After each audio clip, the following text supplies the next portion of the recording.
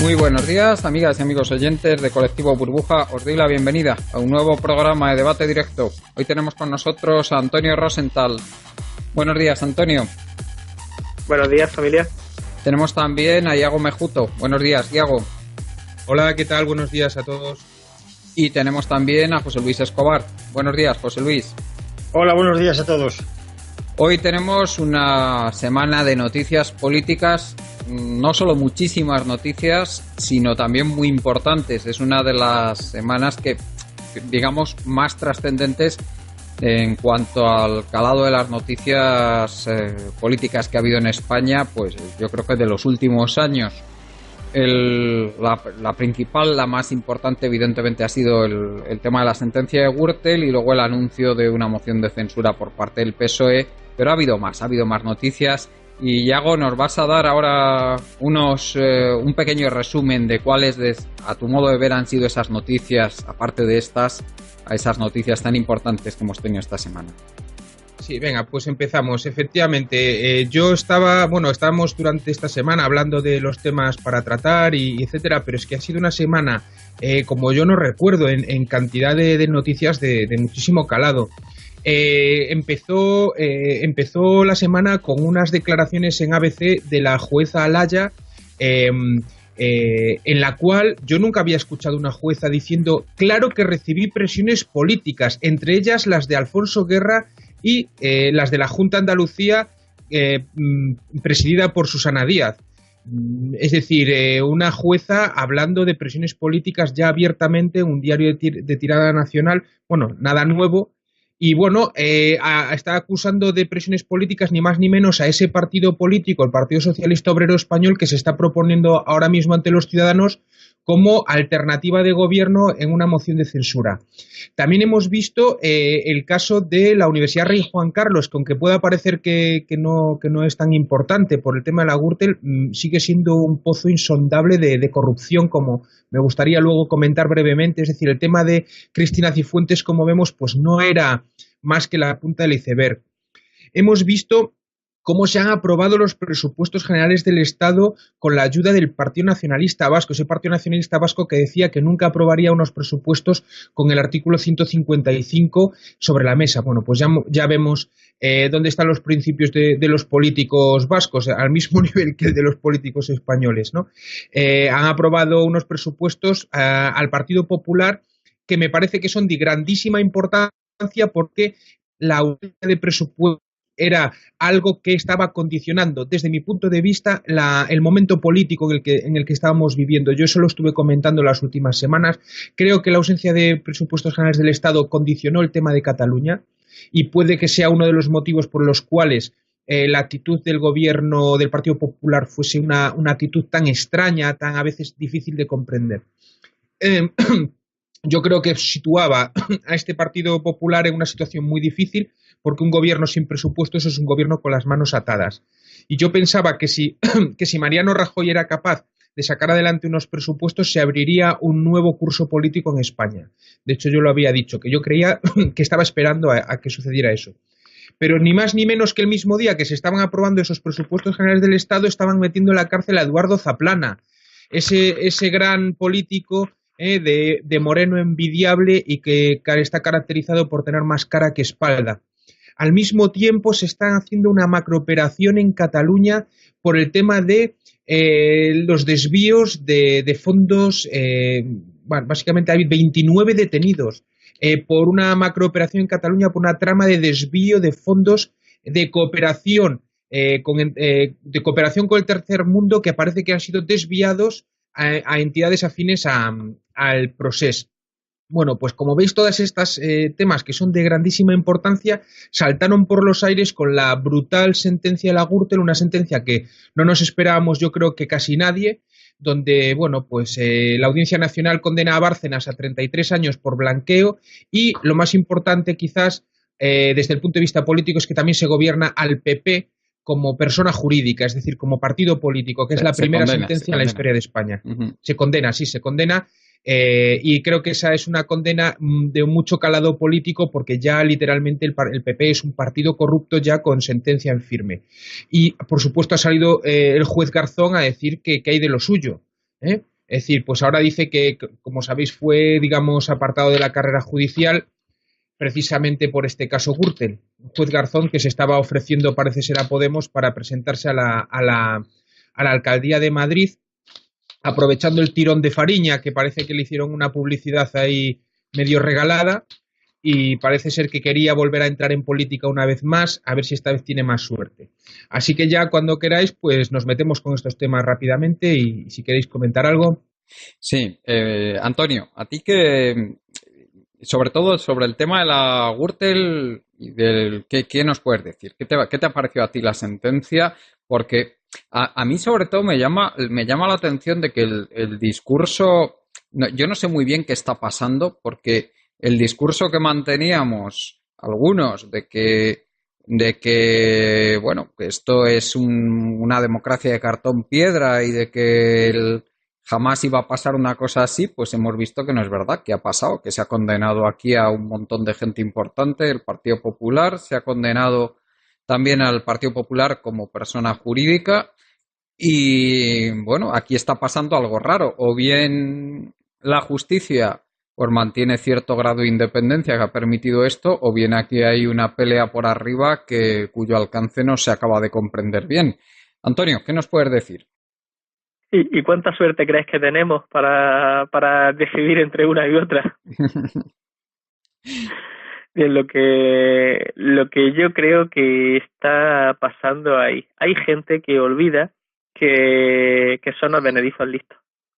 Y en un entorno oligárquico aristocrático, los advenedizos listos se toleran mientras cumplen su función, pero no deben olvidar nunca que son más advenedizos que listos, por muy listos que sean.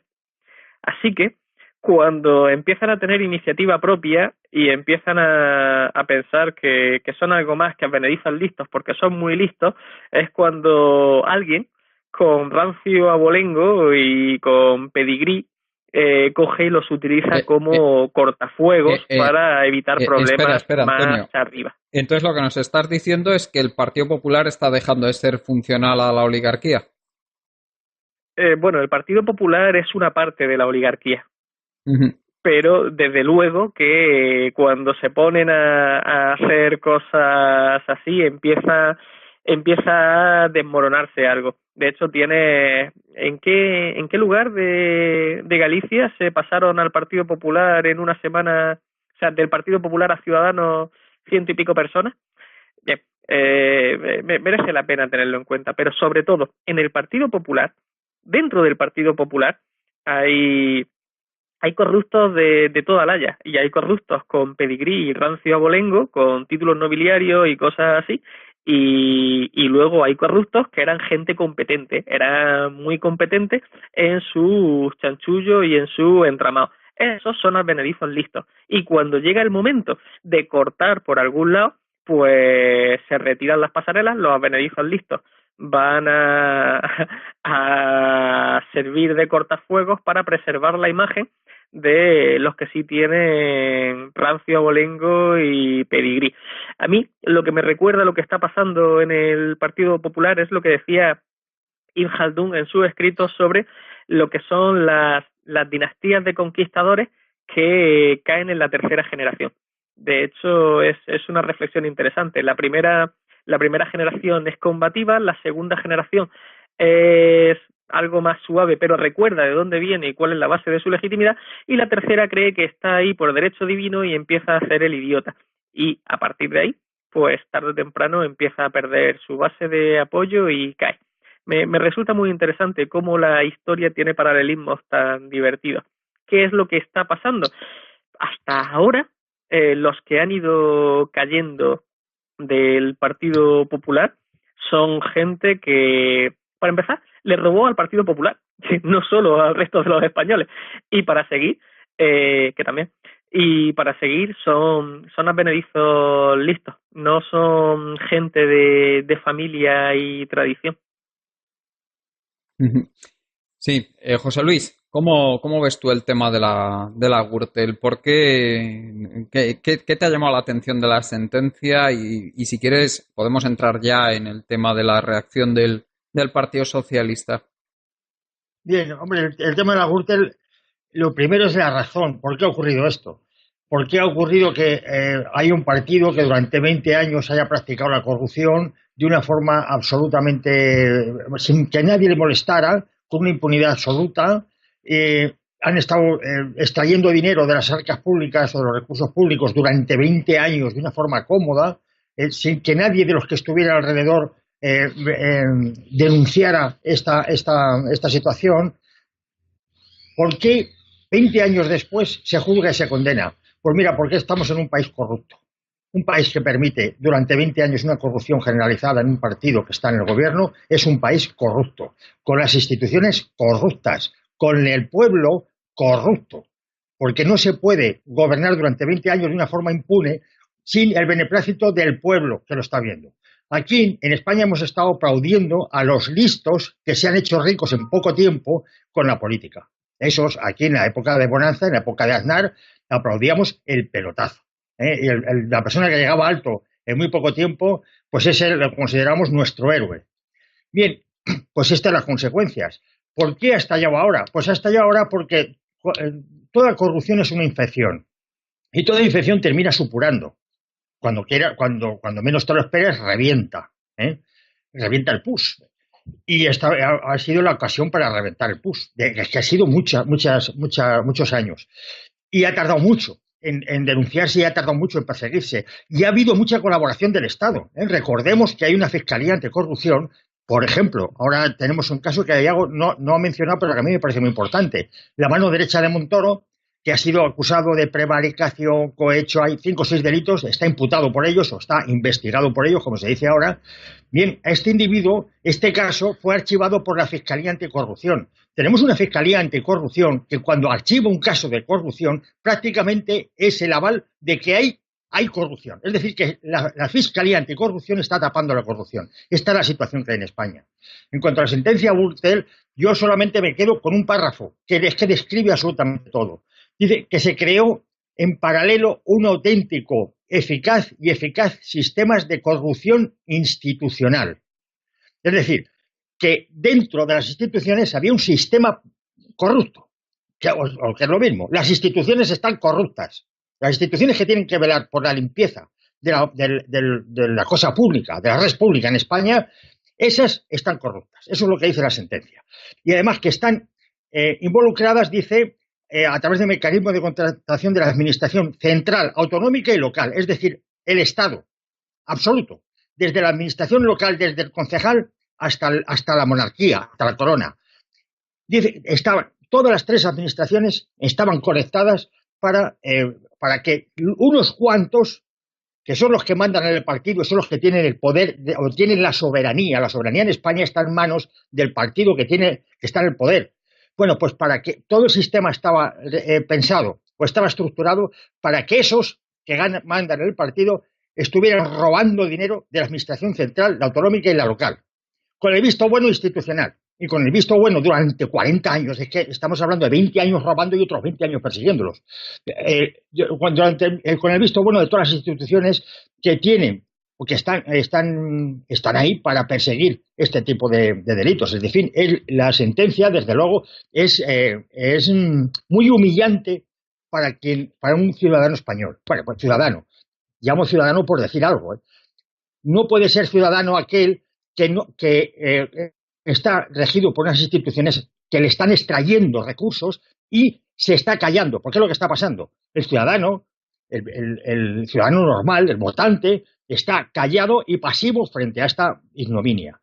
La CNMV, la Comisión Nacional de Mercado de la Competencia, calculó en 42.000 millones de euros anuales, 42, es casi el presupuesto de educación para toda España, el presupuesto de extracción de los corruptos a través de los contratos en el Estado español. Es decir, a través de la corrupción en la contratación pública, en España se extraen 42.000 millones de euros para canallas. Y entiendo por canallas aquellas empresas que se benefician de la corrupción y se hagan un beneficio muy superior al que hubieran obtenido en el mercado, y le llamo canallas a aquellos que lo permiten. Iago, ¿cuál es tu análisis de la sentencia de la Gürtel? Bien, yo creo que la sentencia de la Gürtel, pues yo creo que ya más o menos todo el mundo se la habrá leído en la prensa. Lo único que estoy leyendo ahora que me parece interesante en Internet, que es que hay una acusación, que es una acusación formada por los letrados del Partido Socialista Valenciano, que plantea procesar a Rajoy por mentir ante el tribunal sobre la Caja B. Bueno, pues esta es la última noticia, lo cual tiene sentido, porque hemos visto todo mentir al tío allí tan tranquilo. Bueno, no, sí, te explico porque es que sí que estuve yo con el abogado que estaba dirigiendo este tema, perfecto. el que interrogó a Rajoy, y en el interrogatorio hubo muchas preguntas que el tribunal no permitió hacer porque no eran directamente de ese caso, eran de los casos estos adyacentes. Es que ahí estamos hablando de que falta todavía mucha Gürtel, me parece que hay 7 procesos pendientes. Entonces lo que hicieron fue decir, bueno, como es impertinente la pregunta porque dice el tribunal que pertenece a otra pieza del caso Gürtel, en la otra pieza te espero. Esa es una. Y 2, efectivamente mintió, faltó a la verdad en el tribunal. Entonces ahí se desprende un delito de falso testimonio de un testigo. O sea que sí que eso estaba pensado ya desde el día que Rajoy declaró, ya le están preparando, vamos, con toda la licitud del mundo, los procedimientos posteriores, tanto por mentir como por no haber admitido el tribunal preguntas que dicen que corresponden a otra pieza. Perfecto. Nada, pues simplemente recordar a la gente eso, que la trama Gürtel, pues eso, que se ha condenado a Luis Bárcenas a 33 años y lo más interesante es que también condenan a su mujer, a Rosalía Iglesias, a 15 años. Recordáis que decía Bárcenas que como tocaran a su mujer que iba a soltar la bomba atómica. Está todo el mundo, yo creo que la suelte, ¿no? Bien, pues se ha condenado a Ana Mato, a su marido también, Jesús Sepúlveda. Parece ser que de las 37 personas que estuvieron sentadas en el banquillo de los acusados, que los vimos todos en la televisión, solamente fueron absueltos 8, con lo cual los demás pues tuvieron diferentes condenas. Bueno, ahí aparecen, pues bueno, por ejemplo, los exalcaldes de Majadahonda y de Pozuelo de Alarcón, que son Guillermo Ortega y Jesús Sepúlveda, el exconcejal del PP de Estepona, Ricardo Galeote, el exdiputado del PP por Segovia, Jesús Merino, el exconsejero madrileño Alberto López Viejo, etcétera. Entonces, bueno, esta sentencia yo creo que es histórica porque yo creo que nadie se la esperaba. Todos pensábamos que estos al final se quedaría en nada y hemos visto que la justicia en este caso ha funcionado y yo creo que hay que reconocer que cuando la justicia más o menos funciona, aunque sea con retraso, pues hay que aplaudirlo, igual que lo criticamos cuando creemos que no funciona, como el caso de la jueza Alaya, ¿no? Y bueno, pues ¿qué ha pasado? Pues que lógicamente esta sentencia ha tenido un calado político y es que ha salido el Partido Socialista y Pedro Sánchez a proponer una moción de censura que por supuesto Podemos ha dicho que va a apoyar sin ningún tipo de condición. ¿Por qué? ¿Por qué dices por supuesto? Bueno, porque ellos lo han dicho, porque ellos, bueno, digo por supuesto porque ellos se ofrecieron literalmente, dijeron antes de que Pedro Sánchez anunciase esa moción de censura, ellos ya estaban diciendo que sí, que lo hiciera, que ellos la apoyarían sin ningún tipo de condicionante. Bien, bueno, me parece que están en su derecho y me parece bien. El tema es que el melón político ahora es el siguiente. Se ha presentado ya una moción de censura. Entonces, al Partido Socialista y a Podemos se les presentan 2 opciones, o una, pactar con todo el arco, digamos, nacionalista, lo cual implica pactar con los nacionalismos que ahora mismo están planteando la ruptura de España, y por otro lado tienen la opción de pactar con Ciudadanos. A Ciudadanos se le ha visto el plumero que se llama oportunismo y que ha dicho enseguida Rivera que él lo que quiere es que haya elecciones generales ya, porque como sabéis las encuestas les están dando unos buenos resultados. Pero claro, ha salido Rajoy ahí a decir que claro, con una moción de censura presentada, pues que la Constitución impide la convocatoria de elecciones, con lo cual quizás se ha precipitado ahí Pedro Sánchez a la hora de presentar esa moción de censura, no lo sé. En todo caso, la pregunta que se abre ahora es si el PP aguantará o no y si saldrá bien parado de esto. Porque si el PP consigue sacar adelante esta moción de censura y consigue convencer a Ciudadanos de que no dé su apoyo a Pedro Sánchez, nos encontramos con un PP con unos presupuestos aprobados gracias al PNV y con 2 años por delante para recuperarse de esta hostia. Recordemos también que el PNV, si apoyara la moción de censura que ha propuesto Pedro Sánchez, caería o incurriría en un delito, caería en una contradicción, porque estaría, por un lado, apoyando los presupuestos al PP y al día siguiente o a los pocos días estaría condenando a ese PP. Es decir, el PNV habría que ver lo que ha sacado, que lo estaba mirando por aquí a ver si lo encuentro, qué es lo que ha sacado de ese pacto con el PP para aprobar los presupuestos, pero no creo que sea poca cosa. Entonces, ahora mismo al Partido Nacionalista Vasco le interesa que haya PPI por mucho tiempo, porque eso es mucho dinero para Euskadi. Con lo cual, yo no veo tan claro esta moción de censura y Rajoy está avisando de que va a dar la batalla. Así que vamos a ver cómo termina la cosa. Yo creo que va a fracasar la moción de censura. Yo aquí ahora me mojo y os lo digo. No es lo que yo quiero, pero me da la sensación de que esta moción de censura no tiene futuro. Y si fracasa, Iago, ¿cómo ves tú el futuro de la legislatura? Porque luego porque Ciudadanos ha dicho que estaría dispuesto a apoyar una moción de censura. Ellos no la pueden iniciar porque no tienen, por lo menos en solitario, porque no tienen suficientes escaños, pero dicen que estarían dispuestos a apoyarla si hubiera una convocatoria inmediata de elecciones. ¿Tú crees que eso...? Pero Rajoy no puede convocar ahora elecciones, porque con una moción de censura planteada... No, ahora no, pero digo cuando fracase, sí. Claro, pero es que resulta que... Yo también creo que va a fracasar, lo creo. Es que a mí me da la sensación de que Ciudadanos en estos momentos está muy cómodo en la situación en la que está. Es decir, no tiene cargas, está en una situación de segundón, pero es una situación como es cuando estos corredores de maratón, que hay uno que hace de liebre y está el otro que va por detrás aprovechándose del desgaste del que va adelante, ¿no? Como pasa en el ciclismo. Esto es la sensación que me da Ciudadanos, ¿no? Es decir, ellos ahora no se están desgastando, van al alza en las encuestas y me da la sensación de que ellos están en una situación comodísima y a ellos no les interesa realmente cambiar esta situación ahora mismo. Pueden aprovechar para darle un palo al PP y presentarse ante la ciudadanía como un partido útil, como un partido que está ahí, digamos, para vigilar, como de vigilante aquí, como de especie de guardián de no sé qué. Pero me da la sensación de que Ciudadanos no se va a unir a un bloque Partido Socialista Podemos, porque sus bases, sus votantes no se lo iban a perdonar. Entonces yo creo que Ciudadanos lo que hará es pedirle al PP pues algún cambio cosmético que dé, digamos, la sensación de haber, pues no sé, renovado o de, bueno, pues le pedirán algo, un gesto seguramente, pero yo no creo que vaya a apoyar esa moción de censura, aunque bueno, ya lo veremos. Y si no lo hace, pues tenemos a un PP con 2 años por delante y con unos presupuestos para intentar recuperar el tiempo, o sea, a recuperarse del desgaste que le ha provocado la Gürtel y el desgaste de Cataluña también. O sea que yo no lo veo tan tirado al PP ahora mismo ni tan acabado como algunos podrían verle, ¿eh? Sí. Antonio, ¿tú cómo ves el futuro de esa moción de censura?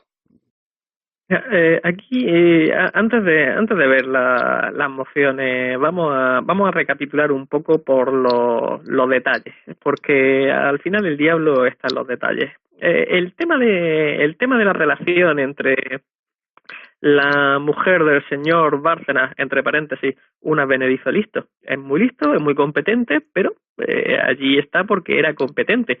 Cuando llega el momento de cortar amarras para salvar una parte y hacer de cortafuegos, a Bárcenas le va a tocar porque todos los benedizos listos deberían recordar que para la aristocracia, para la oligarquía de abolengo, son más benedizos que listos, siempre. Blesa es otro benedizo listo, y todos sabemos dónde ha acabado el señor Blesa.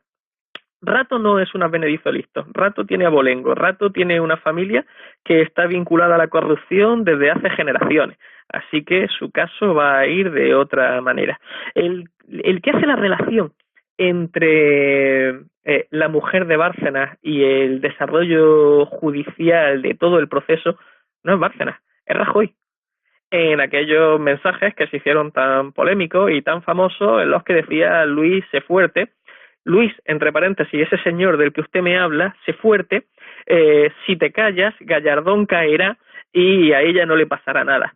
No es una historia que haya dicho Bárcenas, oye, mira, es que si me hacéis este favor, no es todavía peor, es mucho más corrupto. Recordad que en la cuenta de Suiza, donde el señor Bárcenas consiguió escamotear del orden de 40 millones de euros, el que firmaba como garante era un tal M. Rajoy, al que tal vez recordemos de otros cargos o de otras alocuciones o de otras actividades, por ejemplo de notario, que ahí se puede, perdón, de notario no, de registrador de la propiedad, que se puede hablar. Eso implica, como digo, que es todavía mucho peor y que la corrupción en este país es todavía más intensa. Y es comprensible. De hecho, de aquellos polvos, estos lodos, solo hay que ver de dónde viene cierta gente y por qué cree que el país es suyo por derecho de conquista. Y los ciudadanos, los habitantes, pues van incluidos en la tierra como cierta forma de pensamiento aristocrático bastante rancio, pero bastante extendido entre cierta gentuza. Algunos de ellos, militantes de postín de cierto partido de corruptos con sede en calle Génova. Insisto, los detalles son importantes. Y los detalles son importantes porque hablamos de la corrupción de los políticos, hablamos de la corrupción de los partidos, y la corrupción no se entiende sin el elemento activo del delito, que es el corruptor. Tú coges y quitas a un político corrupto, quien sea, y dejas la estructura de poder que ha llevado a corromper a ese tipo, y al que pongas nuevo te lo corrompen igual, porque si no te lo corrompen igual, pues hay formas de coger y presionar. Por ejemplo, doblando la cantidad, por ejemplo, diciendo es que todos los demás lo han hecho y si no te vamos a quitar a ti, vamos a poner a otro que sí lo haga, o por ejemplo, es que tu familia sé dónde vive. Y ya hemos visto el caso de la acusación del el camarada comisario acusado de acuchillar a una persona por tener problemas con el compillogi de la familia parasitaria por excelencia de este país, como para no tomarse cierto tipo de cosas en serio. Recordad también que en casa de Bárcenas apareció un tío con una pistola vinculado al Opus, que dice, esto parece un circo. Sí, bueno, parece un circo. En realidad lo que parece es que meter un caballo en meter la cabeza del caballo en una cama queda mucho peor, y como todo el mundo ha visto la película, pues ya se identifica con más facilidad. Es una organización criminal, se comporta como una organización criminal, tiene todas las trazas de una organización criminal y tiene lo que es todos los mecanismos alternativos de control, de presión, de coacción, incluso de ejecución de una organización criminal. ¿Qué es triste? Pues, señores, vivimos donde vivimos. Y con respecto a lo que va a hacer Ciudadanos y lo que va a hacer ese Podemos de derechas que decía un banquero, vamos a ser serios. Este tipo de cosas está pasando no cuando debió haber pasado, y me voy al caso Naseiro, por ejemplo, el primer gran escándalo de financiación ilegal del Partido Popular, y me voy también al detalle que el señor Naseiro lo primero que hizo cuando salió de la cárcel es irse a un notario y decir, oye, mira, quiero firmar esta declaración y quiero que la guardes tú por si a mí me pasara algo. Es una organización criminal con metodología de organización criminal. Nos puede gustar más o nos puede gustar menos, pero es un hecho. Bien, volviendo a lo que va a hacer esta gente. Esto no ha pasado cuando debió de pasar, ha pasado cuando existe la posibilidad de reemplazarlos, porque cierta base del ideario ahora está siendo captado por los que exageran todavía más, que son los liberales, entre comillas, que es el despotismo empresarial de toda la vida. Bien, ¿van a hacer lo que hicieron en la Comunidad de Madrid? ¿Están muy cómodos como en la Comunidad de Madrid? Es decir, oye, que esta organización criminal de corruptos hasta el tuétano está aquí chungando hasta el infinito y vamos a cambiar a un presidente por otro presidente que podría ser tan corrupto como todos los demás. Al fin y al cabo, el sustituto de Cifuentes también aparecía en la contabilidad del señor Bárcenas, que a priori parece cierta. Merece la pena tener cuidado con los detalles y tener cuidado con las cosas que se van viendo ahí. Un detalle más sobre la moción de censura. La moción de censura sí que es una cuestión cosmética. El PSOE solo la ha puesto, la ha lanzado cuando un artículo de periódico de Voz Populi concreto decía lo siguiente: Iglesias planea una segunda moción de censura con Sánchez de candidato. Bien, esto lo que te quiere decir es, señores, te vas a tener que presentar a la moción de censura, la inicies tú o la inicie yo, pero te vas a tener que presentar, porque tarde o temprano, pues como decía Graham Greene, tarde o temprano todos tenemos que tomar partido para seguir siendo humanos. Bien, insisto en el tema del elemento activo del delito, el corruptor. Esto no va de corruptos, esto va de corruptores. Y o nos aseguramos de que la gente capaz de corromper a tantísima gente no tiene los medios para hacerlo, o cualquier solución que pongamos será un parche parcial que a la larga se desmoronará, porque no es una cuestión de principio, es una cuestión de presión. Y ahora, imaginaros que conseguís a un tipo que es incorruptible, absolutamente incorruptible.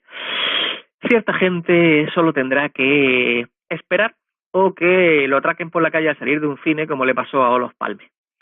Ahora fijaros en quién propuso aquello de limitar la duración de los cargos electos y a quién beneficia más a largo plazo. Esto fue una historia para evitar que el señor Franklin Delano Roosevelt siguiera ganando elecciones en Estados Unidos, y lo propuso el Partido Republicano. Como el Partido Republicano no es el más progresista del mundo, cuando esta gente diga algo, sospechar. No sé si queréis añadir algo más sobre el tema de la moción de censura. ¿Qué futuro le ves, José Luis, tú también eres, José Luis, ves que esto va a fracasar, el tema de la moción de censura, y en ese caso, ¿qué futuro le ves a la legislatura? Bueno, yo creo que la moción de censura va a depender del PNV.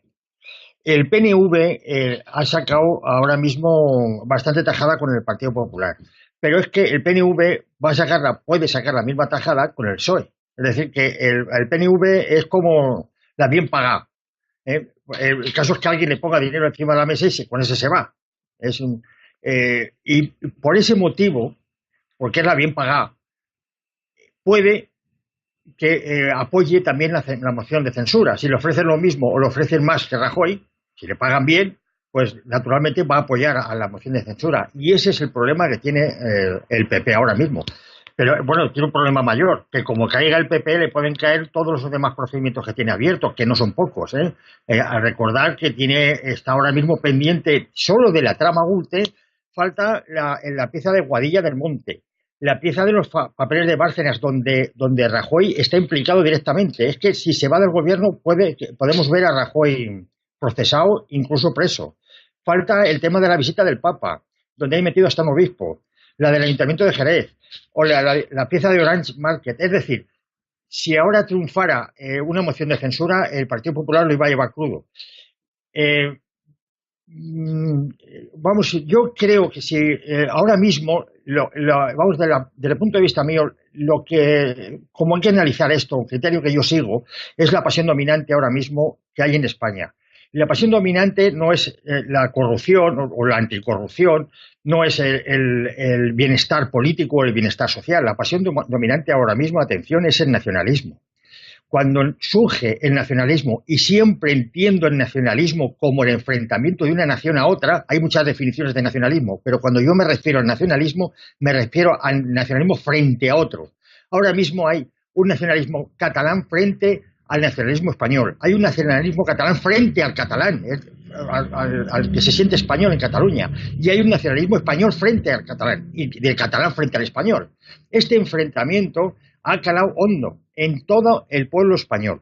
Bien, ahora mismo, en el supuesto de que triunfara la moción de censura, el enfrentamiento que iba a haber, y ya digamos no es a nivel político solo, sino que es en la base del ciudadano, que es más peligroso, el enfrentamiento que iba a haber va a ser de tipo nacionalista.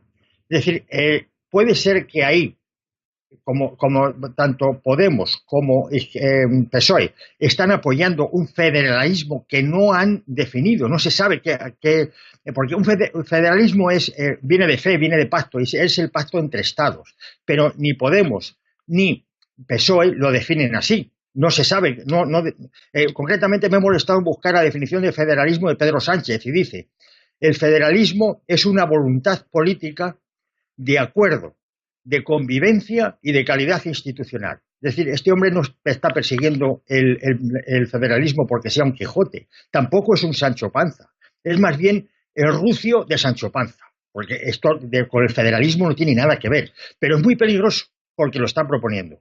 Lo que sí que están de acuerdo tanto Podemos como el PSOE, si llegan a ganar la moción de censura, es que ese federalismo no está equilibrado, es desigual. Es decir, que hay unas federaciones o hay unas entidades federadas que no son estados, eran autonomías, que van a vivir mejor que otras. Y esto sí que es peligroso. Es decir, cuando tú institucionalizas en el ambiente nacionalista que hay en España, que es odio, ojo, la pasión dominante del nacionalismo es el odio, porque ya hemos dicho que yo lo defino como enfrentamiento a. Si en esa situación te pones a decir que hay unos ciudadanos que tienen más derechos que otros por el hecho de haber nacido en una u otra comarca, puedes tener un problema gordo. Ambos partidos, el PSOE y el Podemos, hablan en sus páginas web, que yo me he interesado porque por el principio de ordinalidad. ¿Qué es el principio de ordinalidad? Bueno, fue un invento de Pujol. Pujol dijo que él quería hacer una organización territorial con el principio de ordinalidad, que significa que aquellas entidades o aquellas comunidades autónomas que tengan más renta per cápita perciban más dinero para gasto que las que tienen menos renta per cápita. En otras palabras, que las comunidades o territorios cuyos habitantes sean más ricos continúen siendo ricos en detrimento de aquellas comunidades cuya población es más pobre, para que continúen siendo más pobres. Este es el principio de ordinalidad, y he estado mirando las páginas del PSOE y las páginas de Podemos sobre qué dicen sobre este principio, y a pesar que hay polémica dentro de ellas, la opinión mayoritaria es que la apoya el principio de ordinalidad, que es todo lo contrario al principio socialista, que en principio es el de la igualdad. Bien, el principio de ordinalidad, con una nueva estructura de Estado, en un ambiente en donde hay odio nacionalista, es una bomba de relojería. Sí, yo espero que el PNV no apoye la moción de censura para que no se dé esta circunstancia. Pero ojo, esta circunstancia es pasajera. Te quiero decir que tarde o temprano va a salir. Este va a ser el principal problema nacional. Lo que acabo de decir respecto al federalismo y al equilibrio de traspasos de traspasos de recursos públicos entre comunidades autónomas. Porque, dado que llevan años predicando el federalismo y el principio de ordinalidad, tarde o temprano va a salir en cuanto alcancen el poder. Y luego sí que quisiera decir que sobre la causa de la corrupción, no hay ninguna organización social conocida en la que no haya corruptores y corruptos. Es imposible terminar con los corruptores y los corruptos. Lo que sí que hay, según la ciencia política, bueno, según la historia, hay métodos para evitar la corrupción, o por lo menos para que no esté generalizada, para que no sea institucional, y son la separación de poderes. No ha habido más. Desde Platón, Sócrates, Confucio hablaban de que para evitar la corrupción había que era el gobierno de los mejores, de los filósofos, de los más sabios, de los más buenos. Pero llegó Maquiavelo y dijo: oiga, mire usted, cuando llega al poder, el que llega al poder legitima todos los medios por los que ha llegado y todos los medios para mantenerse en él, y entre esos medios está la corrupción. Y llegó Montesquieu, dice, para decirlo después, dice: oiga, no, para evitar que se legitime esa corrupción, lo único que tenemos que hacer es que el poder luche contra el poder, y eso es la separación de poderes.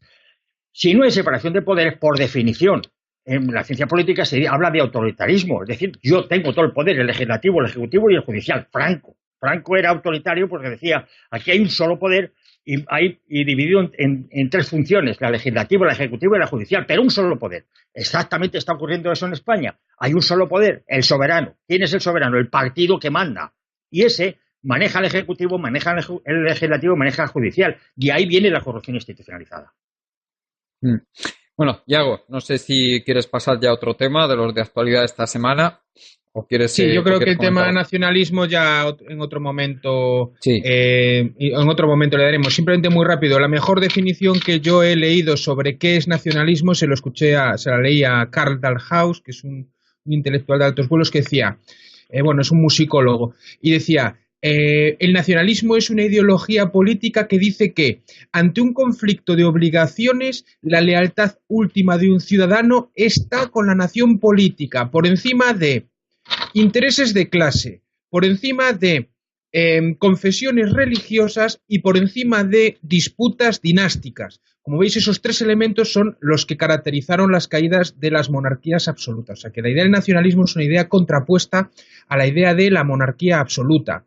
Y es un concepto de la izquierda política desde el principio. O sea, esa es la idea de nacionalismo. Y no tiene por qué, desde mi punto de vista, no tiene por qué ser tan malo. Evidentemente, sí que es cierto lo que dice José Luis, que la idea de nacionalismo es una idea que se contrapone, pero desde mi punto de vista no necesariamente un nacionalismo se contrapone a otro nacionalismo, sino en el caso del nacionalismo, desde el principio se contrapone precisamente a la monarquía absoluta, donde el monarca es el sujeto político. Y en este caso, el sujeto político sería la nación. Uh-huh. Sí, y no sé si quieres comentar. Si continuamos con esto. Eso es, sí. Sí, voy a ir ya directamente y a ver si José Luis me puede decir qué le parecen estas declaraciones de Mercedes Alaya. Dice, claro que recibí presiones políticas, entre ellas las de Alfonso Guerra y de la Junta. Esto fue en una entrevista que se le hizo en el ABC. La pregunta de la periodista es, ¿ha sufrido presiones e injerencias? Instruyó el caso ERE de Mercasevilla. ¿Se escucha? Sí. Sí, bueno, ha habido ahí un pequeño problema, pero ahora sí se te oye. Sigue. En el caso de los EREs, el Mercasevilla, el de los avales, cursos de formación, y responde la jueza Alaya. Dice, por supuesto, y a diario.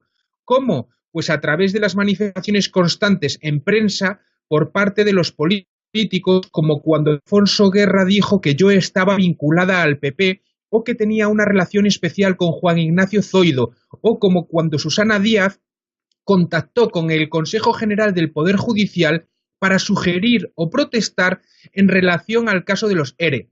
Pero las injerencias en mi imparcialidad e independencia que más me han dolido han sido las protagonizadas desde altos cargos del Poder Judicial. Dice, volviendo a los políticos, sigue diciendo la jueza, lo de la presidenta de la Junta de Andalucía fue muy grave, pues provocó, en mi opinión, que yo dejara de investigar dichos procedimientos a cambio de un pacto político que se debió producir entre el PP y el PSOE y que ya venía evidenciándose en las diferentes macrocausas que instruía al denotarse un menor interés acusatorio. En los primeros años le interesaron estas causas al PP porque estaba en una lucha política con el PSOE para sacar rendimiento político a los temas judiciales que pudieran afectar a los socialistas. Pero cuando irrumpieron en la escena política otros partidos políticos emergentes sin pasado político, como por ejemplo Ciudadanos o Podemos, los partidos tradicionales tenían que protegerse uno al otro y proteger así el bipartidismo, creándose una pinza entre el PP y el PSOE, lo cual se evidencia incluso desde el plano político por la escasa presencia o preeminencia de la oposición del Partido Popular en Andalucía. No es poca cosa. Y le vuelvo a preguntar la jueza. Un testigo protegido en el caso de los cursos de formación ha denunciado presiones y acoso por parte de la Junta. Eso no anima mucho a otras personas para destapar presuntos casos de corrupción. Y le responde la jueza, este señor se vio acosado mucho antes de que declarara judicialmente como testigo porque él intentó desde dentro poner orden y denunciar todas estas irregularidades que se estaban poniendo de manifiesto. Lo que hicieron fue arrinconarlo en un despacho sin ningún ordenador, sin posibilidades de trabajar ni ejercer ninguna labor profesional, quitándole todas las funciones que desarrollaba. Es lamentable el poder que ejercer la administración pública sobre determinadas personas, un poder coercitivo, el mismo que en ocasiones ha intentado ejercer sobre mí la Junta de Andalucía. Imagino que en el caso de otras comunidades autónomas habrá otros jueces que habrán pasado por el mismo calvario. ¿Qué te parecen estas declaraciones, José Luis? Bueno, yo es que ahí has dicho muchas cosas, pero yo distinguiría, vamos a ver, sobre las presiones políticas, ella habla de presiones políticas por las declaraciones de prensa que hizo Alfonso Guerra, que hizo la Junta. Vamos a ver. Presionar a un juez para que oriente una determinada resolución, eso es gravísimo, eso es un delito, por supuesto, tanto para el que lo intenta como para el juez que es capaz de someter su voluntad a esa presión. No existe, en mi opinión, tal presión cuando se ejerce la libertad de expresión. Es decir, hay un caso público, por ejemplo, el caso Gürtel, yo puedo expresar mi opinión y esa opinión puede ser contraria a la del juez, pero el juez, por supuesto, no debe someter su opinión o su criterio jurídico a mi opinión, porque yo tengo un altavoz y lo diga, sea Alfonso Guerra o sea el Susun Cordan. Yo eso no lo considero presiones, ahí me parece que Alaya se ha excedido. Lo que sí que es muy interesante de lo que has dicho es que ha habido una pinza PP-PSOE, que dice la jueza Alaya, que la obligaron a dejar de investigar porque terminó el interés acusatorio. Una jueza de instrucción no puede investigar lo que a ella le dé la gana, sino que va en función de lo que dicen las partes, concretamente el que acusa.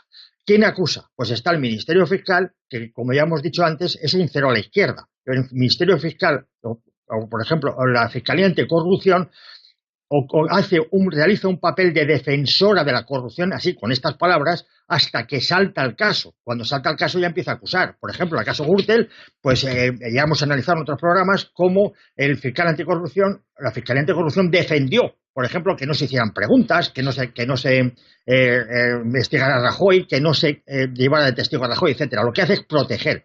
Cuando salta ya el asunto, cuando ya no lo puede ocultar, pues tiene que hacer de fiscal.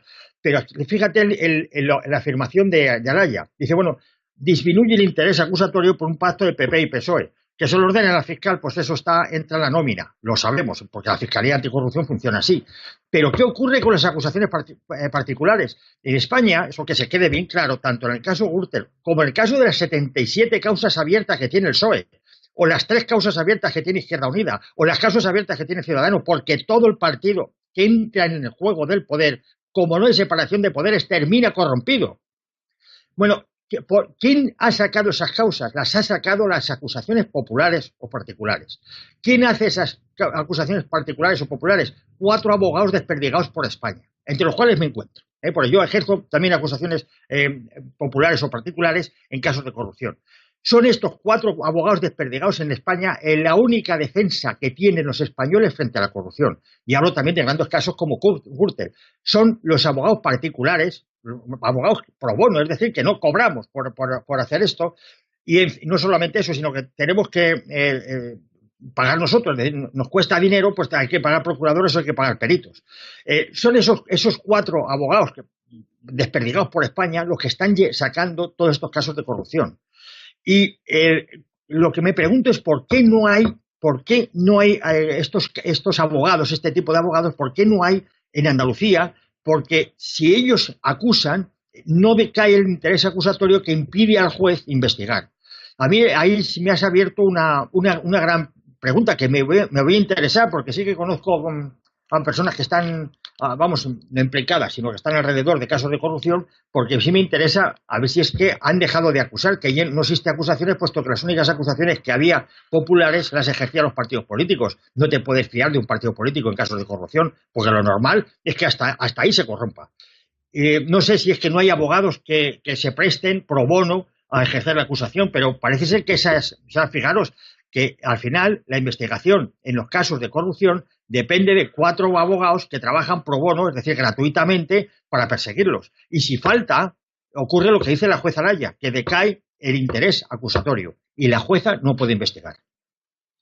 Antonio, adelante.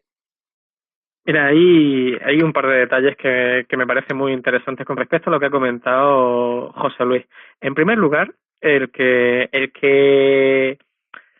la tendencia más visceral y más afectiva y por tanto más relevante en el discurso político hoy por hoy sea el nacionalismo, e incluso frente a barbaridades como esta de la corrupción, es algo tangible, pero no es algo aleatorio ni es algo casual.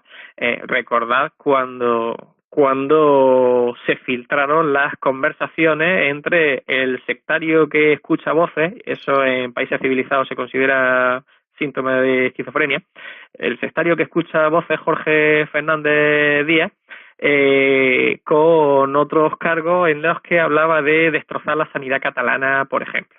Entonces, esta gente, la gente del Partido Popular, dijo que esa filtración era una filtración contra ellos con una perspectiva electoral. Probablemente es cierto que sea una filtración con una perspectiva electoral. Lo que yo no me termino de creer es que sea contra ellos.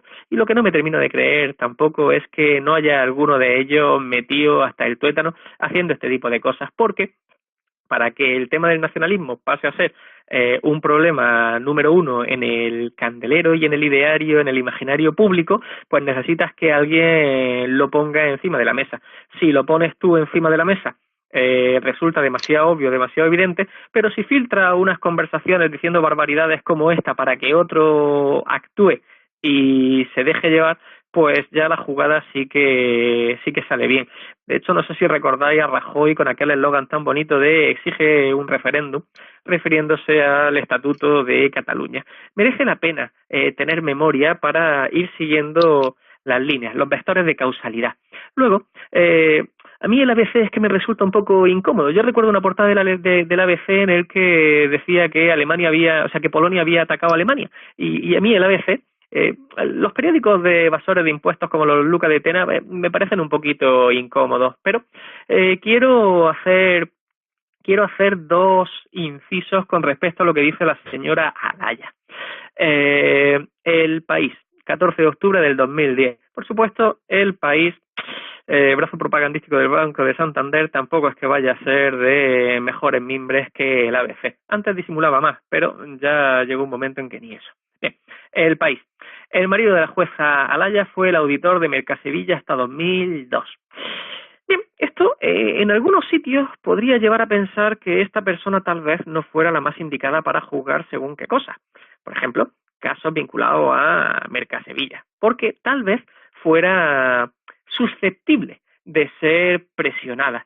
Y bueno, se puede hablar, pero hay otro que a mí me llaman todavía más la atención. Esta señora, que es muy diligente para hacer un montón de cosas, llevó la causa ella sola durante muchísimo tiempo, incluso cuando le ofrecieron otros jueces auxiliares para distribuirse el trabajo. Lo rechazó. Dejó al buen entender de cada cual por qué se rechaza la ayuda en según qué casos. Pero ese rechazo tiene consecuencias que sean directas, sean indirectas, sean voluntarias o sean involuntarias. Lo cierto es que hay consecuencias. El Confidencial el 30 del 9 del 2013. Declaran prescritos 2 delitos imputados a hermanos de Báñez, Fátima Báñez, en Mercasevilla. Vamos a ver si empezamos a tener cuidado con lo que dice ABC y con lo que dice la gente, porque a pesar de que los jueces tendrían que ser imparciales, lo cierto es que tienen ideología. Y en un país como el nuestro, donde la oligarquía tiene una ideología muy escorar hacia cierto lugar, lo que son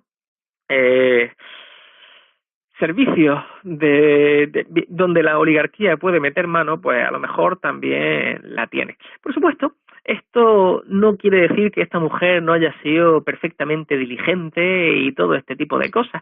Simplemente, los primeros que cogen y se libran de algo por cosas que estaba investigando esta señora son el PP. Y eso nos lleva otra vez a recordar cómo la oligarquía se mueve aquí. Hay un montón de ejemplos de presión judicial y en ¿dónde era? Y en Valencia lo vivieron, y en Baleares lo vivieron, y al juez Castro le trataron de hacer más de una y más de dos. Y por desgracia sí que hay acusaciones particulares así muy divertidas. De hecho, teníamos a los de Manos Limpias, que es una organización pues tardofascista, como muchas otras que abundan por aquí por España, que se dedicaban a hacer pues chantajismo judicial. Y claro, cuando en el caso NOS ellos fueron la acusación particular, un montón de gente vio el cielo abierto. Tanto, que no me extrañaría que lo hubieran estado cultivando por si acaso. Porque era la forma ideal de conseguir desactivar ese caso. Es precisamente destruir por completo la reputación y la misma institución de esa acusación particular, porque era una organización de malhechores que ahora están encerrados en más de un sitio y que se financiaban ilegalmente. Además, es que son muchos años de un sistema oligárquico despreciable, y eso hace daño y hace mella. ¿Que tendríamos que fomentar más esas acusaciones particulares? Pues sin duda es cierto. Que habría que mejorar el sistema judicial español. Yo también creo que eso es cierto. Y la prueba fundamental para esto es cuando el señor Berlusconi tuvo problemas en Italia por su chanchullo y su historia político, económico, judiciales, propuso, qué casualidad, el hacer una reforma del sistema italiano para modernizarlo, haciéndolo más parecido a otro sistema mucho más moderno de un país de su entorno con el que compartía muchas cosas en común, concretamente con el español. Dice, hombre, pues a lo mejor esto nos da una pista de cosas que habría que cambiar. Que hay cientos de personas, tanto en fiscalía como en judicatura, que se dejan la piel, o en la misma policía. Yo soy un fan de la UCO, o en la, ¿sabe?, de la unidad de la Guardia Civil de este tipo de delitos. El caso, que hay cientos de personas que se dejan la piel para tratar de traer un poco de luz, un poco de justicia y mejorar ciertas cosas. Cierto. Pero ahí están las declaraciones de Ignacio González para demostrar que, a pesar de todo el esfuerzo que hace esta gente, no es suficiente, y que digamos que las garras de la oligarquía están tan clavadas en lo que es el Estado que va a costar muchísimo sacarlas y curar la herida. Además, la oligarquía de extrema derecha de este país tiene muy mal perder. La otra vez que creyó que perdía poder montó un Cristo que todavía nos duele y todavía estamos sufriendo las consecuencias. Sí, a mí sí que me gustaría comentar referente a un tema que habéis tratado los dos un poco de refilón, tanto Antonio como José Luis, es que la forma de limitar la influencia que tienen estos corruptores sobre las instituciones de gobierno, pues yo creo que no se limita a lo que has dicho tú, José Luis, yo creo que se limita que debería extenderse a otros ámbitos, como es el ámbito del tamaño que puede alcanzar, o la propia privada, porque sin eso el propio diseño institucional de separación de poderes pues se corrompe finalmente también. Bueno, pero eso es mi opinión. En fin, creo, Yago, que que querías tratar alguna otra cosa aparte de lo que hemos tratado ya en estos últimos 15 o 20 minutos de programa que nos quedan. Venga. Sí, muy rápido. A mí una de las cosas que me sorprendió de lo sucedido esta semana es la práctica coincidencia en el tiempo de dos asuntos que aparentemente no tienen nada que ver, que es, por un lado, la aprobación de los presupuestos generales del Estado con la ayuda del PNV, y por otro lado el macroproceso que se vivió en Cataluña, que, como decía antes, pues terminó con 29 detenidos, entre ellos pues el expresidente de la Diputación de Barcelona, Salvador Esteve, un tal Víctor Terradellas, que es el presidente de la Fundación Catmón, y así pues hasta 29 personas, otro que es el diputado Junts por Catalunya, Francesc Dalmases, etcétera. O sea, hay 29 detenidos. Pero lo que quería decir es que, diréis vosotros, ¿qué tiene que ver esto con la aprobación de los presupuestos? Pues mirad, desde mi punto de vista, Os voy a leer unas declaraciones que hacen los máximos órganos del PNV justificando el apoyo a los presupuestos. Por supuesto, dicen que lo hacen por responsabilidad, entre comillas, o de responsabilidad, ¿no? Muy curioso. Y dice, y poniendo los intereses de la ciudadanía de Euskadi por encima del Partido Nacionalista Vasco. Ya me diréis vosotros si esto no es anticonstitucional, porque un partido, o sea, un congresista representa el interés general de todos los españoles. O sea, un congresista del Partido Nacionalista Vasco me representa a mí, que soy de La Coruña también. Digamos, esta visión que tienen los nacionalistas es totalmente contraria al funcionamiento parlamentario. No sé si me explico. Muchas veces hemos hablado de la representación, ya hablaremos otro día si queréis, pero desde nuestro modelo parlamentario se supone que cada uno de los parlamentarios representa al conjunto de los españoles y que para poder hacerlo en libertad necesita votar en conciencia, por eso se prohíbe el mandato imperativo. Pues aquí ya veis como los parlamentarios que pertenecen al Partido Nacionalista Vasco dice que ponen los intereses de la ciudadanía de Euskadi por encima de otras cosas, por ejemplo, de los intereses del Partido Nacionalista. Pero bien, dejemos esto a un lado. También siguen diciendo que han apoyado estos presupuestos desde el convencimiento de que respaldarlos es la forma más eficaz de contribuir pronto al levantamiento del artículo 155 de Cataluña, que ellos consideran inminente.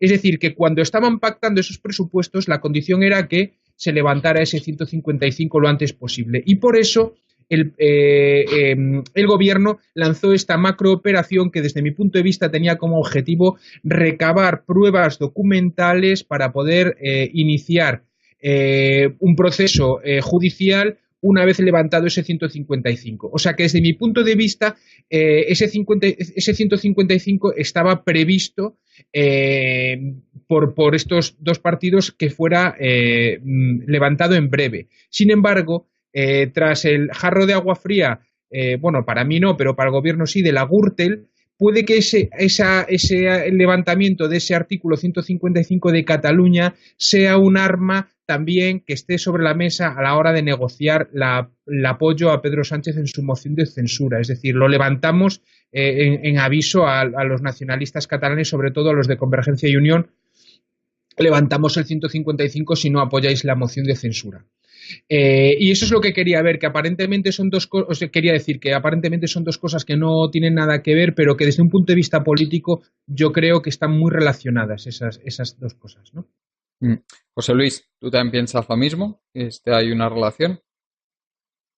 No lo sé, la verdad no soy capaz de establecer una relación, no lo puedo asegurar, francamente. Antonio, no sé si querías comentar algo sobre esto.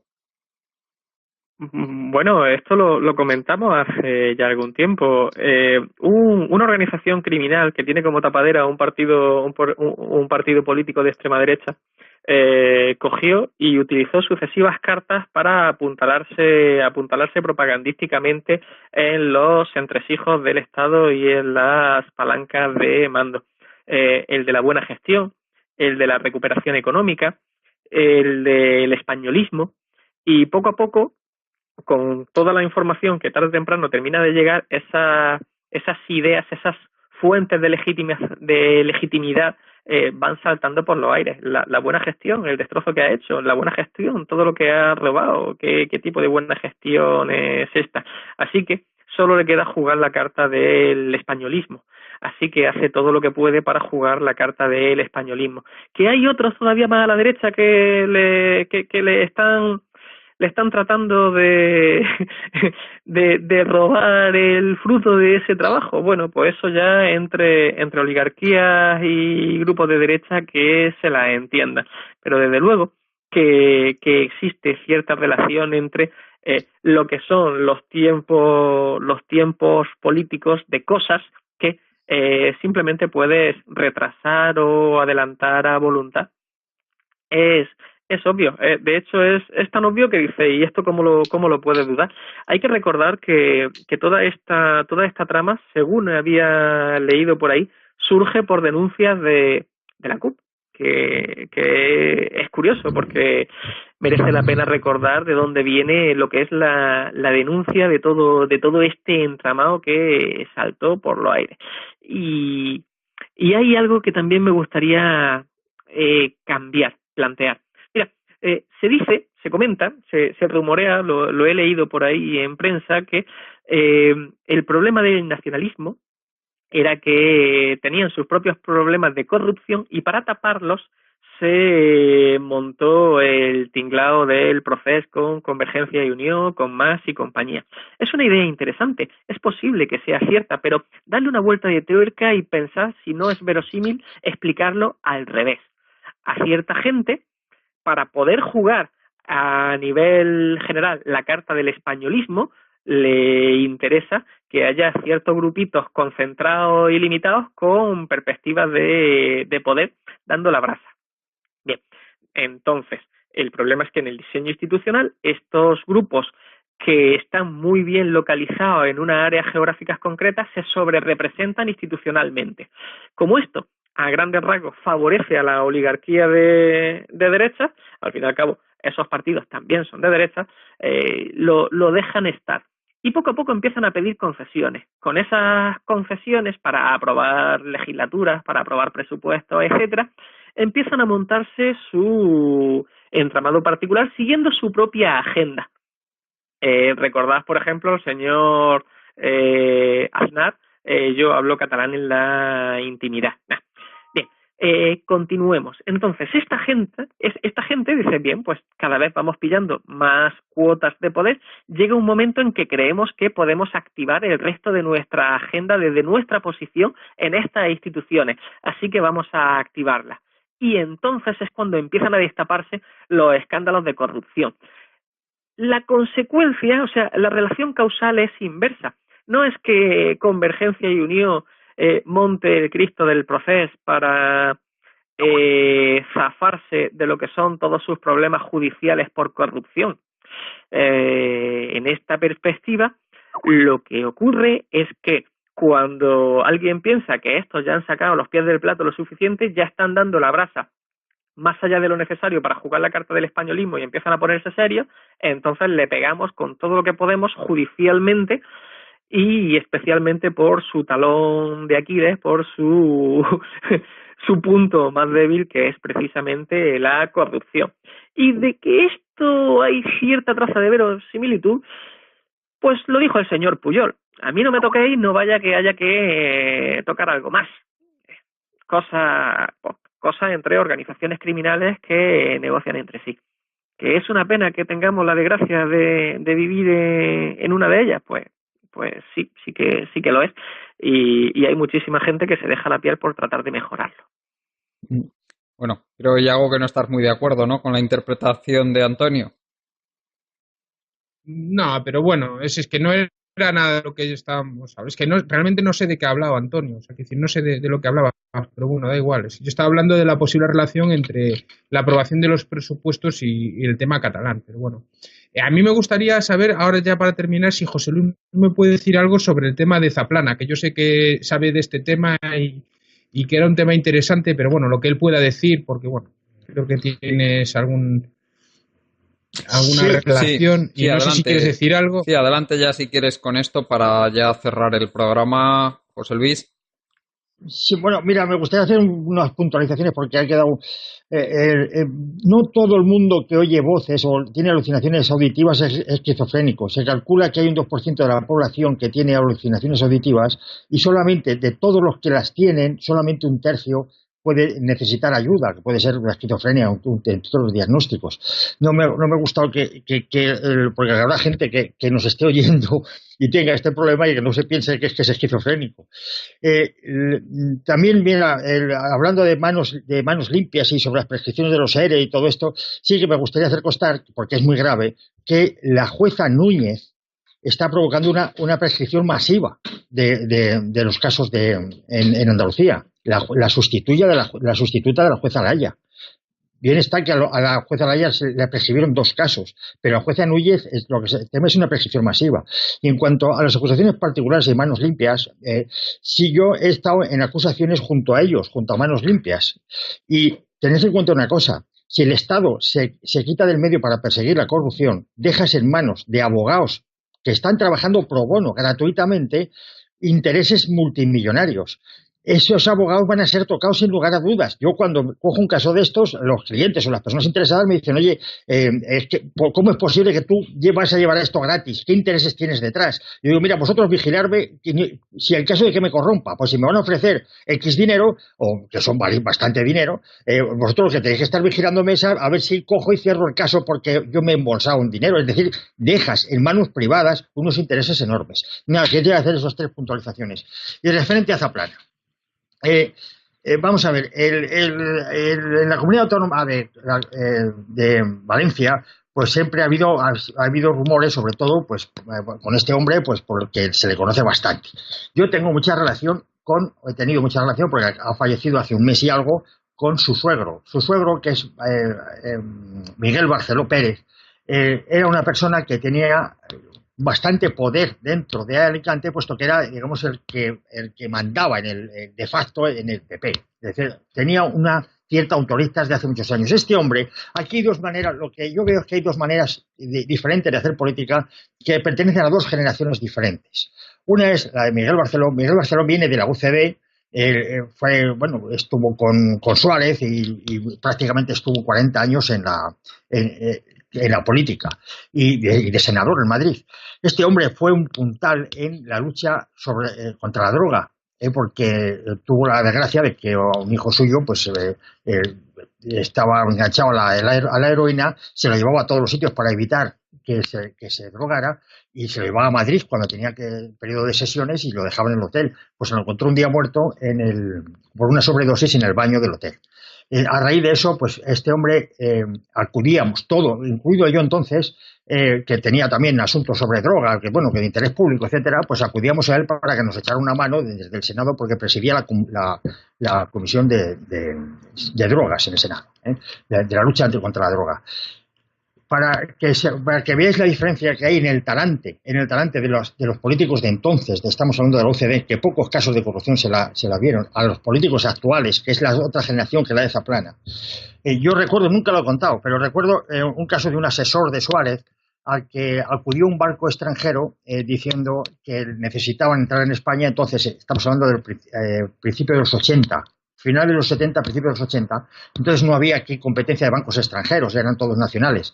Y aquel que entrara primero, pues tenía ventaja respecto a sus competencias, a los otros bancos extranjeros. Y, pues en el marasmo que había en la burocracia, pues no lograban que se le aprobara la instancia solicitando el operar aquí un banco extranjero. Bien, pues acudieron a un asesor de Suárez, que conozco personalmente, y le dijeron, mira, tenemos prisa en hacer esto, creo que cumplimos todos los requisitos legales, y si tú no lo consigues, pues te vamos a ofreceros una comisión para ti o por partido o para quien queráis. Este hombre fue a Suárez y se lo dijo, mira, necesitamos o nos han ofrecido esto por agilizar este trámite. Y Suárez dijo, mira, necesitamos que entren bancos extranjeros para promocionar la competencia entre bancos y abaratar los costes de los servicios bancarios. Pero bajo un concepto vamos a admitir un solo euro en comisión. Suárez murió arruinado. Este hombre, Miguel Barceló, era un hombre al que la política le costó dinero. Nunca estuvo en política para hacer dinero, sino que le costó dinero. Y de esta gente, los sucesores, la siguiente generación, es la generación de Zaplana y es la generación de la Gürtel. Hay 2 formas absolutamente diferentes de entender no solamente la política, sino de entender la moral, de entender el estar en política, de entender los negocios. Miguel Barceló era un hombre que tenía negocios y los regentaba, y todo era bajo el principio de que como si me estuvieran mirando 50.000 ojos. Es decir, ningún problema con Hacienda, ningún problema con ningún trabajador, ningún problema, ningún pago. Todo lo que se debe se fiscaliza y se paga, tampoco dejaban abusar de él, pero no era esto de vamos a enriquecernos en 2 patadas o vamos a hacer un patrimonio que nadie sabe de dónde ha salido en cuestión de meses. Esto es la otra generación. Fijaos que la generación de Miguel Barceló fue la que puso las bases constitucionales y organizativas para que la otra generación, esta que se enriquece a costa de la política fácilmente, se beneficiara de forma inmediata o muy rápidamente. Es decir, cometieron un error gravísimo en la organización tanto de la estructura del Estado como de la separación de poderes, etcétera, en la organización básica, en los que son los cimientos organizativos del Estado español. Pero a todo ello a pesar de sus buenas intenciones. Era buena gente, era gente que no se dejaba corromper bajo ningún... Vamos, habrá tenido posibilidades de corrupción este hombre, pues miles a lo largo de toda su vida. Jamás consintió que se dijera absolutamente nada de él. Yo quisiera, por tanto, separar dos formas de entender la política, estemos de acuerdo o no estemos de acuerdo con ellas. Una que era la vieja de Suárez, que era la honradez ante todo, que nadie se diga nada de nosotros o que nadie nos pueda acusar de habernos enriquecido indebidamente. Y la otra, que esto es el Estado, o el dinero del Estado no es dinero de nadie y todos los que hemos conseguido el poder somos dueños del Estado y por tanto podemos aprovecharnos de él, que es la segunda Zaplana. Respecto al caso de Zaplana, sí que veo un asunto muy importante o muy problemático, que es la chapuza en la que se basa todo el procedimiento. Hablo desde un punto de vista técnico. Todo se basa en 4 folios que aparecieron en un falso techo en una vivienda que ocupó Zaplana, que cayó en manos de un imán que a su vez fue a dárselo al famoso yonki del dinero que ejerce, digamos, vamos, que colabora con la justicia y lo entregó. Esos 4 folios abrieron un procedimiento en el año 2015, y a raíz de ese procedimiento se va tirando del hilo y se va, bueno, pues todas las pruebas o todos los indicios que han llevado a Zaplana y a todo su equipo a la cárcel. Bien, hay una teoría que es la teoría del fruto bueno del árbol podrido, que significa que si esos 4 folios han sido conseguidos ilícitamente, que parece lo más probable, que por ejemplo imaginaos que han sido robados, pues no se pueden utilizar en un juicio y todas las pruebas que deriven de ellos hay que anularlas. Eso puede traer como consecuencia la nulidad de todas las actuaciones. Y esto es una chapuza, huele a una chapuza del CNI. Es decir, el CNI le llegan esos 4 folios, quizá por medios poco lícitos, y se han inventado una historia muy poco creíble, muy poco verosímil para montar todo este tinglado. Y yo ahí veo que puede caer. Pero efectivamente sí que hay indicios de que, bueno, pues hay un patrimonio que es muy difícil de justificar desde un punto de vista negocial, etcétera. Pero sí que quiero hacer hincapié en que este hombre, su mentor, la persona que le opó en política, fue Miguel Barceló, y a Miguel Barceló no ha habido, a lo largo de toda su vida, que ha muerto hacia el día 13 de marzo de este año, durante toda su vida nadie le ha reprochado absolutamente nada y ya ha llevado en política desde los años 70. Uh-huh. Bueno, Antonio, no sé si quieres comentar algo sobre el tema del que ha hablado José Luis. En esto ya nos queda muy poquito tiempo, tiene que ser muy breve, nos quedan 5 minutos de programa. Sí, solo comentar que, bueno, es que yo creo que tendrían que empezar a pensar en coger y en los números de ingresos de instituciones penitenciarias ya directamente tirar con el número del carnet del partido, ¿no? Probablemente ahorraban tiempo con la broma esa de mira, no los traslades a Soto del Real, pon barrotes en la calle Génova y eso que ahorramos en instalaciones. Es que es infame. Estoy de acuerdo con José Luis en esa diferencia entre las dos generaciones. De hecho, la referencia de Ibn Khaldun es interesante. Una cosa más, la doctrina esta de el árbol, o sea, del fruto envenenado del árbol prohibido, es interesante estudiarla con atención porque, como no tengáis cuidado, va a servir para que pasen cosas como la Operación Panzer con una pandilla de neonazis que hablaba por teléfono de quedar para apalear a gente y con armamento militar en sus casas, que no solo salen a sueltos, sino que además tienen ya el colmo de la desfachatez de pedir al juzgado que les devuelvan las armas. Merece la pena ver de dónde viene esa doctrina y hasta qué punto algunas de estas cosas están pensadas para empeorar, para deteriorar lo que es el sistema. Por ejemplo, alguien que pudiera estar interesado en judicaturas privadas y barbaridades de ese tipo, como los que abogan por los tratados de libre comercio que hemos estado viendo en algunos otros programas. Merece la pena que lo tengáis en cuenta y que sospechéis. Y me ha alegrado mucho, creo que es lo que con más cariño voy a sacar de esta agradable conversación con mis compañeros. Me ha alegrado mucho el que todos estemos de acuerdo en que la riqueza hay que repartirla y que no es adecuado que esa unidad, sea una región, sea un estado dentro de una federación, sea lo que sea, que consigue acaparar más por alguna razón que podremos discutir hasta qué punto es lícita, se quede con más cuando eso posibilita que otras personas, otras unidades se vean perjudicadas. Creo que de todo lo que hemos estado charlando aquí, lo más importante es eso. El principio de humanidad se basa sobre la justicia y la solidaridad. Sí, tenemos que ir. Eso implica necesariamente el reparto. De hecho, el pensamiento liberal tenemos que ir acabando ya, fomenta, Antonio. Sí. Fomenta fundamentalmente ese tipo de reparto. Muchas gracias, Antonio, como siempre, por tu participación, y lo siento que es que ya no puede, ya se nos ha terminado completamente el tiempo. José Luis, muchas gracias también por tu participación. Gracias a vosotros. Y Yago, no sé si quieres un último minuto. Nada más, nada más, lo dejamos aquí.